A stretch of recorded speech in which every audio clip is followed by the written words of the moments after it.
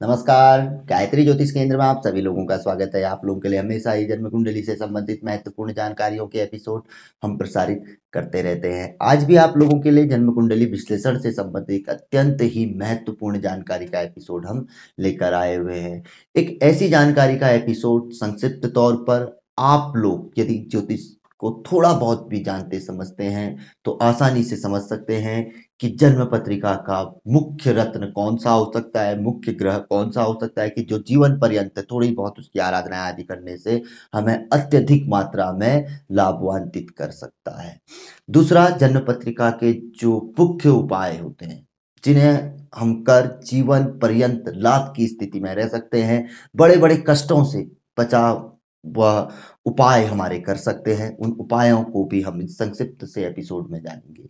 इसके अतिरिक्त हमारे शुभ ग्रह कौन से हैं, पाप ग्रह कौन से हैं और सामान्य ग्रह कौन से ग्रह हमें जीवन में बहुत कुछ दे सकते हैं और कौन से ग्रह जीवन में रुकावट पैदा कर सकते हैं, यह भी हम इस छोटे से एपिसोड में जानेंगे। किंतु इस एपिसोड में जो महत्वपूर्ण बात है वह यह है कि जो यह जन्म पत्रिका है, इस जन्म पत्रिका में मात्र 1 मिनट में ही लग्न बदल जाता है और ऐसी स्थिति में फलित करना अत्यंत ही कठिन हो जाता है, जटिल हो जाता है, क्योंकि 10:50 रात्रि का यह जन्म है। यहाँ पर कोई 1 मिनट बाद 10:51 में यह मिथुन लग्न की पत्रिका कर्क लग्न की बन जाती है। और बहुत भी महत्वपूर्ण बातें हैं इस जन्म पत्रिका की, क्योंकि हम इसमें पूर्व में 2-3 बार इसका विश्लेषण कर चुके हैं। तो आज आप लोगों के लिए इसके कुछ मुख्य तथ्य लेकर आए हुए हैं, क्योंकि यह पत्रिका हमारे देखने से पूर्व बहुत से ज्योतिषियों द्वारा देखी जा चुकी थी। हर प्रकार के रत्न जिनकी यह पत्रिका है उन्होंने धारण कर लिए थे, सब कुछ कर लिए थे, लेकिन कहीं से कहीं कोई रिजल्ट नहीं, यहाँ तक कि बहुत भारी बड़े नुकसान में वह रहे। तो क्या रहा वो चीज भी हम थोड़ा सा आपको हम बताएंगे। तो ये जो जन्म पत्रिका है 31 अक्टूबर 1973 रात्रि 10:50 का इसमें जन्म है। इंदौर मध्य प्रदेश का जन्म है। मिथुन लग्न की यह पत्रिका है और धनु राशि इन जातक की बनती है। लग्न में शनि केतु बैठे हुए हैं और यहाँ पर को सप्तम भाव में है चंद्र राहु और शुक्र तीनों ग्रह बैठे हैं। चंद्र राहु का ग्रहण दोष बना हुआ है, राहु शुक्र का अभुत्वम योग भी बना हुआ है, शनि केतु का केंद्र के अंदर नंदी योग भी बना हुआ है। सूर्य नीच के हैं, नीचस्थ हैं पंचम भाव में, और गुरु भी अष्टम भाव में नीचस्थ हैं। बुध जो लग्नेश हैं छठे स्थान पर, यानी कि गुप्त स्थान भी कहा जाता है, हानि का स्थान भी कहा जाता है, मंगल के घर में चले गए, किंतु मंगल की स्थिति लाभ भाव में है जो कि अच्छी है। तो वर्तमान में की स्थिति देखी जाए तो इस समय पे जातक में लाभ की शनि की 7.5 है और 2011 से 2029 तक राहु की महादशा जातक में चल रही है। तो इन जातक की मुख्य बात क्या रही है कि यह काफी धनी व्यक्ति थे, सब कुछ इनके पास था, अच्छा खासा कारोबार सब कुछ था। तो 2014 के आसपास जब राहु में गुरु का अंतर आया, गुरु चांडाल दोष भी उस समय पे बना हुआ था। राहु में गुरु, क्योंकि गुरु अष्टम भाव हानि के भाव, नीचस्थ जो बड़े हानि करा सकता है उस भाव में बैठे हुए हैं। और उसी समय पे शनि की लगभग शनि की 7.5, जो कि अब लात की 7.5 छूटने वाली 7.5 है धनु राशि में। तो 7.5 का भी लगभग प्रारंभ 2016 के आसपास की बात है, जो 14 से 16-17 के, तो वो पीरियड रहा हुआ है। तो वहां पर को तो ये कई चीजों का इनका चल रहा है, ये चीजों का योग चल रहा था। एक तो राहु की महादशा, उसमें गुरु की अंतरदशा, दूसरा शनि की 7.5 और ऊपर से कोई केंद्र के अंदर राहु केतु का भ्रमण। तो उस परिस्थिति में इनके जीवन में 6 करोड़ का नुकसान जो ये बताते हैं, उसके अतिरिक्त और भी कारोबार में काफी प्रकार की इनको दिक्कत आई। तो वो चीजें तो ठीक थी, और भी कई प्रकार की इनको दिक्कतें आएंगी। हो सकता है वो शनि की 7.5 का प्रभाव रहा हो, क्योंकि शनि होने के लिए तो लग्न में है लेकिन अष्टमेश भी हैं, और शनि देव की एक विशेषता रहती है, यदि शनि की 7.5 आदि रहती है तो उस समय पे शनि देव की आराधना अवश्य ही करनी चाहिए, भले शनि कितनी अच्छी स्थिति में हो या कितनी खराब स्थिति में हो, वरना वह उस समय में व्यक्ति के कर्मों की सजा अवश्य ही देते हैं। और दूसरा राहु की महादशा, राहु सप्तम भाव में बैठे हुए हैं ग्रहण दोष चल रहा है और अपने गुरु के साथ बैठे हुए हैं। दाम्पत्य जीवन में भी कोई अच्छा तालमेल नहीं है, वहां पर भी परेशानी आती है। तो राहु ने स्टार्टिंग से ही दाम्पत्य जीवन आदि में भी परेशानी इसने रखी, कहीं ना कहीं व्यक्ति संतुष्ट कभी नहीं रहा। और कारोबार जो था, ग्रहण दोष सप्तम भाव को एक प्रकार से कारोबार का भाव भी कहा जाता है। और होने के लिए तो दशमेश को भी देखी जाती है, दशमेश की स्थिति भी नीचस्थ है अष्टम भाव में, और उस समय में राहु की महादशा में गुरु का अंतर होने से तो कारोबार भी एकदम से चला गया। अष्टम स्थान में गुरु के होने से पैसा भी बड़ी मात्रा में फंस गया। तो इस तरीके की दिक्कतें इनके जीवन में रही। और उस परिस्थिति में इन्होंने हर प्रकार के रत्न, पन्ना, ये बताते हैं कि उस समय पे पन्ना और नीलम या पन्ना डायमंड इन्होंने पहना हुआ था, तो उस समय पे बहुत ज्यादा इनको नुकसान रहा। तो इन्होंने नीलम नीलम पन्ना, डायमंड, पुखराज और यहाँ तक कि नीचस्थ सूर्य के लिए माणिक रत्न तक भी इन्होंने धारण कर लिया। अब 1 मिनट में पत्रिका के बदल जाने से, कर्क लग्न के हो जाने से मोती, पुखराज, मूंगा भी इन्होंने धारण कर लिया। वहां पर भी नुकसान, कहीं से कहीं तक इनको कोई फायदा नहीं हुआ, सिवाय एक रत्न इनका बचा, जो कि हम हमेशा हर एपिसोड में आप लोगों को बताते हैं, केतु का रत्न लहसुनिया, जो कि इन्होंने धारण नहीं किया था। तो इन्होंने लगभग 1 साल से इन्होंने लाखों रुपया खर्च किया, भारतवर्ष के श्रेष्ठ ज्योतिषियों को हर जगह से इन्होंने दिखाया। तो हमारे भी एपिसोड इनको मिले, ये बताते हैं, ये कहते हैं कि आपको हम कभी अपनी टेस्ट मनी देंगे अगर हमें रिजल्ट 100 का 100% मिला। तो फिलहाल जो ये बताते हैं कि हमको किसी ज्योतिषी ने फिरोजा के बारे में बताया, तो फिरोजा का जब हम सर्च मार रहे थे तो आपका एपिसोड सामने आया, तो वहां से देखते देखते आपकी जानकारी हमें काफी अच्छी लगी, तो तब हमने यह जानकारी देखी कि आप लहसुनिया रत्न के लिए बता रहे हैं। तो हमारे पास 3 रत्ती या 3 कैरेट का ये बताते हैं कि छोटा सा लहसुनिया था, किसी ने बताया था हमें, 1 साल पूर्व की ये बात करते हैं। तो लेकिन हमने धारण नहीं किया, तो हमने जैसे ही पहना तो उसने हमारे शरीर में एक्टिविटी दिखनी शुरू कर दी, और कहीं ना कहीं मुझे महसूस हुआ, कहते हैं ये, कि मेरे जीवन में यदि कोई कुछ कर सकता है तो ये यही रत्न है। तो इन्होंने हमें अपनी जन्म पत्रिका दिखाई, तो हमने इन्हें बताया। इनके साथ एक बड़ी मजेदार बात यह भी रही, आप उसका उल्लेख करना भी अति आवश्यक है, क्योंकि ये बहुत महत्वपूर्ण बात है। तो इनको हमने बहुत बढ़िया जानकारी दी, इनको पूरा समझाया किस कारण से क्या रहा, क्यों लहसुनिया रत्न इनके लिए यहाँ पर को बनता है। क्योंकि कोई भी रत्न, भले ही आप 1 मिनट के बाद कर्क लग्न की कुंडली बन जाएगी, तो भी कोई रत्न नहीं बनता। देखिए बुध की स्थिति देखिए, लग्नेश है, सुकेश है, ऑलरेडी 6ठे स्थान पर चले गया है। यहाँ पर कोई वैसे भी कोई फायदा नहीं देगा, क्योंकि कारक ग्रह है। तो यहाँ पर कोई इसके जप, दान, अन्य उपाय फायदेमंद रह सकते हैं। शुक्र की स्थिति सप्तम भाव में है, गुरु के साथ, गुरु के घर में है और अपने शिष्य के इसमें बैठा है, तो डायमंड भी उतना कारक नहीं रह सकता। शनि का रत्न नीलम लग्न में चले गया है शनि, और अष्टमेश भी है, केतु के साथ बैठा है लग्न का शनि, तो वैसे भी मतलब व्यक्ति को ठोस, क्रूर और कई चीजों में विलंबकारी रहता है। तो यहाँ पर कोई इसका रत्न भी नहीं बनता है, पहन के व्यक्ति देख ले, कोई वो नहीं। ऐसी स्थिति वहां पर को कर्क लग्न की कुंडली में भी आती है। तो कारक कहीं ना कहीं से केतु ही बनता है। तो हमने इनको कई प्रकार से समझाया, तो इन्होंने के साथ जो मुख्य बातें रही, तो जब हमने इनको बताया बिल्कुल ये संतुष्ट हो गए थे। उसके पश्चात इन्होंने किसी अन्य व्यक्ति से कुंडली विश्लेषण करवाया, उनकी रिकॉर्डिंग हमें इन्होंने भेज दी, किंतु ये फिर भी इनके दिमाग में पता नहीं क्या बात आई। तो कुछ समय बाद इन्होंने हमें फोन किया। तो हमारी आदत तो थोड़ी ऐसी है कि भाई देखो, हम आदमी को सटीक जानकारी देते हैं, तो हमने थोड़ा इनको वो कर दिया, थोड़ा डांट जैसी क्या होती है कि इनको, तो हमने कहा कि देखिए, जब आपको विश्वास नहीं है तो फिर आपको जहाँ पे विश्वास है वाली बात नहीं, फ्री कहने लग गए आपको, आप पर ही विश्वास है। फिर इन्होंने फिर दोबारा दिखाया, तो तब जाके अभी इन्होंने 27 कैरेट का हमारे बताए अनुसार लहसुनिया रत्न, अभी कल बुधवार था, क्योंकि आज गुरुवार है जब हम एपिसोड बना रहे हैं, तो इन्होंने धारण नहीं किया हुआ है अभी, क्योंकि लेट पहुंचा है रात्रि को।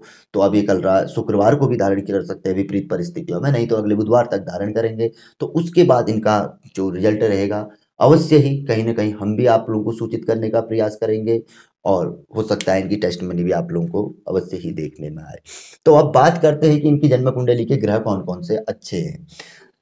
तृतीय होकर सूर्य पंचम भाव में बैठे हैं और नीचस्थ हैं, तो और शुक्र जिसके घर में बैठे हैं वह केंद्र में बैठे हैं, तो सूर्य एक प्रकार से सामान्य ग्रह है। यदि सूर्योपासना आदि की जाएगी तो जीवन में निरोगी काया, आरोग्यता अवश्य प्राप्त होगी मध्यम सूर्य में। दूसरा चंद्र ग्रह, चंद्र ग्रह द्वितीय यानी मार्केश हैं और मारक भाव में ही बैठे हुए हैं, किंतु गुरु के घर में बैठे हैं, तो चंद्र ग्रह भी सामान्य फलदायी ग्रह है।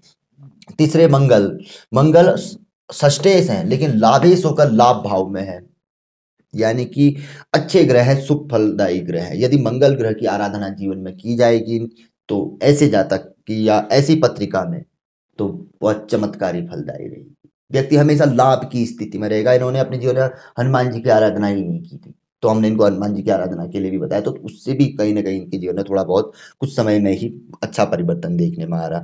बुध ग्रह की स्थिति, बुध लग्नेश है, उनके घर में शनि केतु बैठे हैं। बुध को हम बार बार कहते हैं कि बुध तो जिसके साथ जाते हैं वैसे ही बन जाते हैं, तो दब जैसे जाते हैं। तो सुकेश भी है, रिक्त घर है, वहां पर कोई नहीं है और छठे स्थान पर चले गए हैं, तो सामान्य ग्रह है। तो बुध ग्रह के लिए भी गौ माता की सेवा आदि है, जड़ और ये किन्नर को दान देना है, तो भगवान गणेश की आराधना है और नीम का पत्ता है और भी कई मछलियों को दाना है, कई छोटे छोटे उपाय हैं। तो सामान्य फलदायी है किंतु अच्छा फल दे सकते हैं, गुप्त तौर पर बड़ा फल व्यक्ति को बड़ी सफलता दे सकते हैं, बड़े जो रोग कष्ट है उनसे बचा सकते हैं। गुरु की स्थिति, गुरु जन्म कुंडली के कारक ग्रह है, क्योंकि वह राशि के स्वामी भी हैं और सप्तमेश जाया यानी पत्नी के भाव के स्वामी है। दसवें रोजी रोटी, राज्य नौकरी मान सम्मान जो हम जीवन में चाहते हैं, जो हमारी चाहत होती है एक व्यक्ति की, उसके स्वामी होते हुए नीचस्थ अष्टम भाव में चले गए, किंतु कारक होते हुए कुछ तो मिला लेकिन चला भी गया नीचस्थ होने से।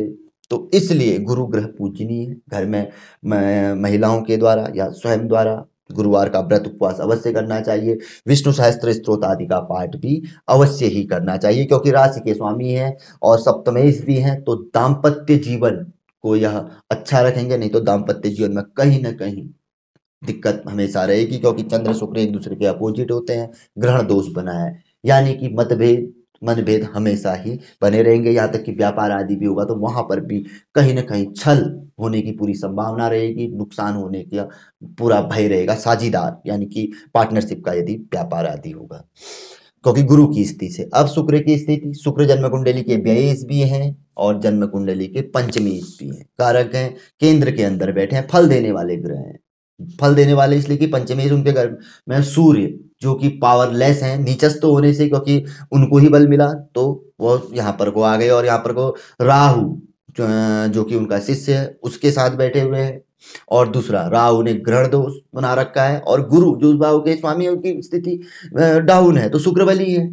तो शुक्र की आराधना भी जीवन में वैभवकारी फलदायी रहेगी, किंतु रत्न धारण यहाँ पर कोई उचित नहीं। माता रानी की आराधना करें, शुक्र ग्रह से संबंधित और भी कई अच्छे उपाय हैं उनको करें, अंधों जो इस तरीके के लोग होते हैं उनको दान करें, और भी कई प्रकार के उपाय हैं।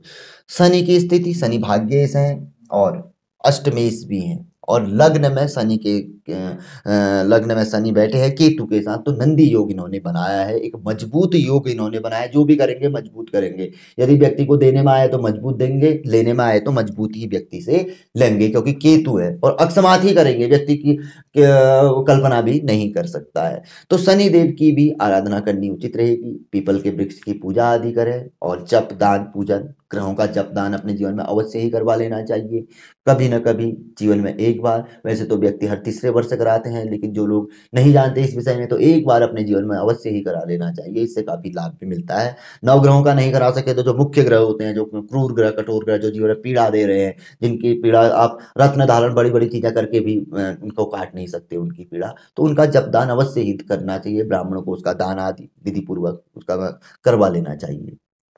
राहु की स्थिति, राहु सप्तम भाव में है, प्रभावित कर रखा है पूरे चंद्र ग्रह और शुक्र ग्रह का फल ही समथिंग मानिए कि जो यह नेगेटिव फल दे रहे हो, राहु उनको बढ़ावा दे रहा है। चंद्र ग्रह मन सो जाता, चंद्रमा मन का स्वामी है, मन विचलित रहेगा, मन कभी एक जगह पे नहीं रहेगा, और किसी पे ट्रस्ट नहीं रहेगा, किसी पे विश्वास नहीं रहेगा। यहाँ तक कि क्यों हम कह रहे हैं ऐसा, जब इनको हम पे ही एक बार में विश्वास नहीं आया, उसके बाद दो बार और इन्होंने हमें पत्रिका दिखाई, 3 बार ये पत्रिका देखी गई है मेरे द्वारा। तो इसके अतिरिक्त केतु ग्रह लग्न में बैठे हैं। अब लग्न में केतु बुध के ग्रह में बैठे, घर में बैठे हैं, शनि का बल उन्हें प्राप्त है हर जगह से केतु, और सामने सप्तम भाव में पूर्ण राहु, और सामने शुक्र उनके गुरु। चंद्र दबे है, चंद्र लेस है, गुरु लेस है, तो अपने आप ही केतु पावरफुल है। तो केतु ग्रह से संबंधित आराधना, रत्न धारण करना व्यक्ति के जीवन में अत्यंत ही चमत्कारी फलदायी रहेगा।